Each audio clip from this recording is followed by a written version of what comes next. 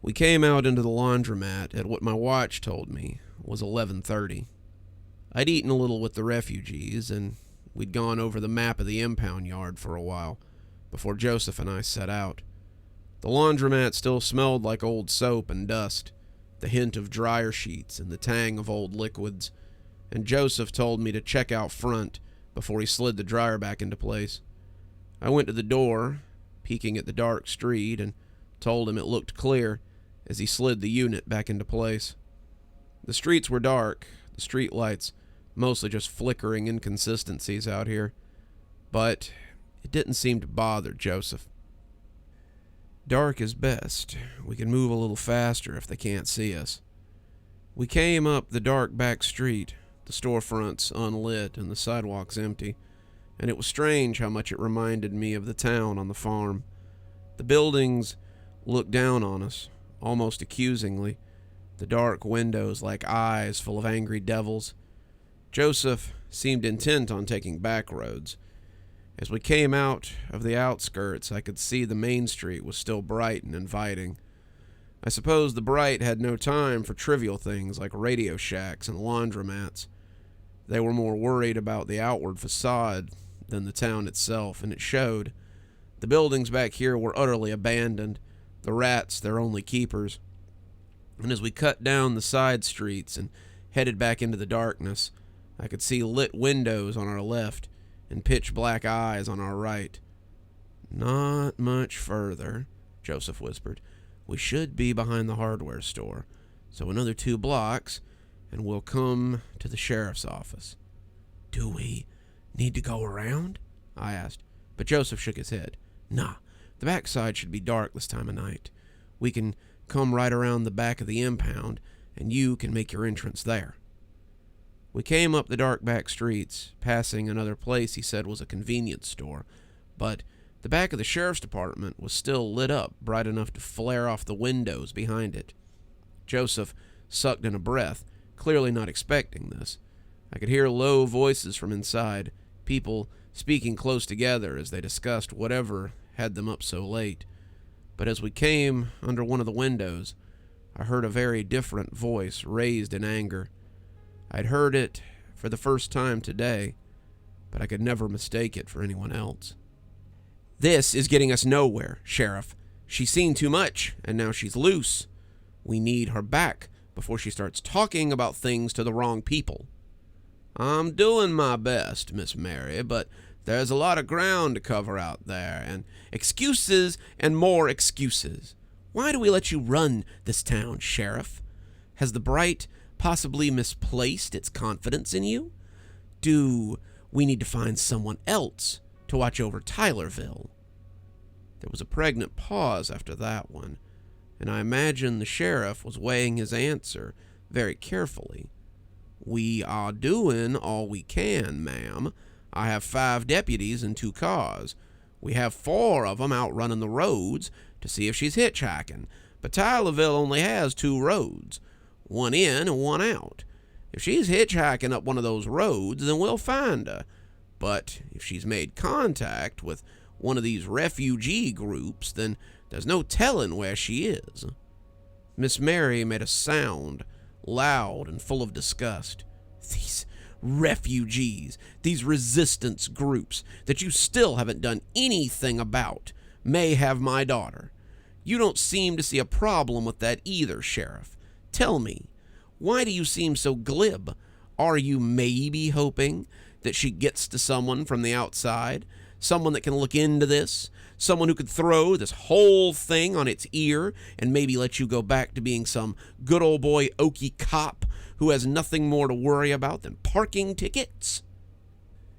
Someone hit the table, and I didn't need to peek over the rim of the window to know that the sheriff had probably had enough of being spoken to in such a way by a woman who probably looked like she'd had her hair set on fire recently.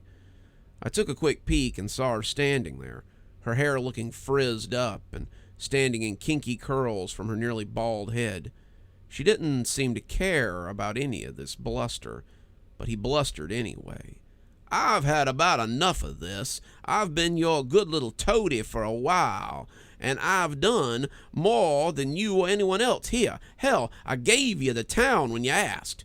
Now you sit here and question my loyalty. Where do you get off? You careful, Daniel, she said, and the sound of his name seemed to stagger him. You may be the law, but I am a disciple of the light. You need to take a trip up to the cathedral, maybe? Do you need to see the bright again? The sheriff took a step back from her. Seemed like the last thing he wanted to do was stand before that bright ball of light again.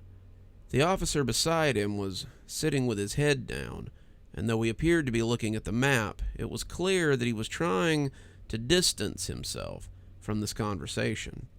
The sheriff looked like he wanted to be absent from the conversation too, and as he sat there, he shook his head. No, ma'am, I don't need another trip to the woodshed. She smirked. Good. Call your deputies. Get them to check the roads again. After that, I want you to jump into that brand new 4x4 you have in the parking lot and go search the trails. Let your deputy here man the phones. I want you out doing something about this, Sheriff. You want I should put a bullet in her, too, when I find her? The sheriff asked, his sarcasm hidden like a barb. Mary started to answer, but suddenly she looked at the space I was occupying with interest. I popped down again, putting my back to the wall, but I could still feel those eyes on me. Had she seen me? Who could say, but I had to glance up, at least a little, to make sure that she wasn't looking down at me. I put my hands over my mouth when I looked up and saw her looking out the window. Squeezed as tightly as I could against the wall, but I needn't have bothered. It was too dark in the alley to see much, and she would have been glare blind from the office lights. It was probably the only thing that saved me from being seen, and when the sheriff spoke, she turned away from the window and sighed in relief. What? Is someone out there? Nothing. Just a reflection, I guess. I want her found and brought in alive. I have to have her alive. You understand me? I don't care if you have to run her over to stop her, but I need her alive when she comes to the bright. The sheriff made some sound of confirmation, and as they moved out of the room, I slid along the wall towards Joseph. He'd been waiting for me, pushed up against the wall as he hid, and when I came even with him, he asked if I had been seen. I shook my head, and that seemed to be enough for him. Good. Come on, he said, and the two of us scuttled off towards the impound lot. I heard tires on the main road, something that was less than 10 feet away, but I ignored it. They weren't looking in the back alleys for us. They'd been told to check the woods and the roads out of town, and James's initial evaluation of the situation seemed to be spot on. With so much law enforcement on the road, it wouldn't be hard for me to get in and out without being noticed.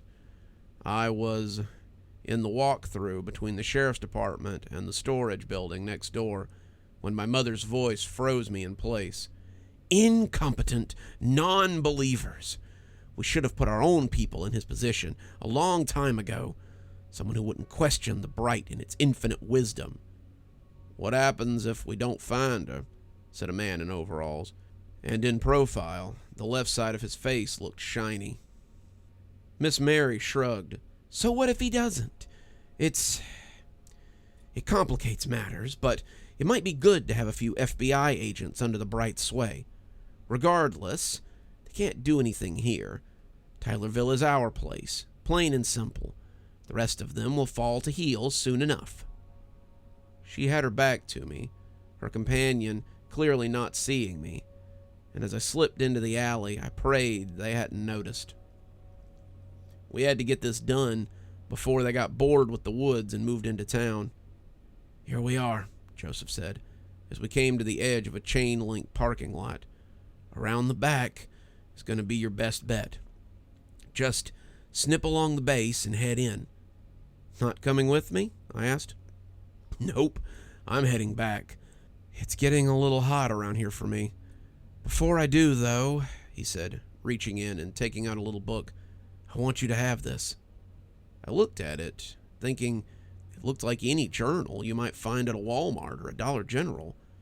It's the story of how things got this bad. You told me that you were telling people about the Bright Access online, so maybe you could tell them about Tylerville, too, the way it used to be. It might help the cops take you seriously, too, if you manage to get up with the FBI. Thank you, I said, slipping it into my pocket. Thank you for everything. I know you've tried to look after your own, but I don't think I'd have made it here, or to the farm, without you.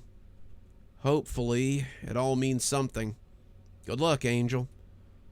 We parted ways then, and I fished the wire cutters out of my backpack so I could start snipping. It wasn't as easy as they make it look in the movies. The rungs were rusty and didn't seem to want to part, and I had to lean on the cutters to make it through. I figured that if I could snip 6 or 7 of them, I might be able to make it in. I had 3 rungs snipped apart when I heard the scuff of boots and stood very still. A beam of light was about 15 feet from me, and someone was calling out to see if someone was there. I got as still as I could, praying that I hadn't been caught.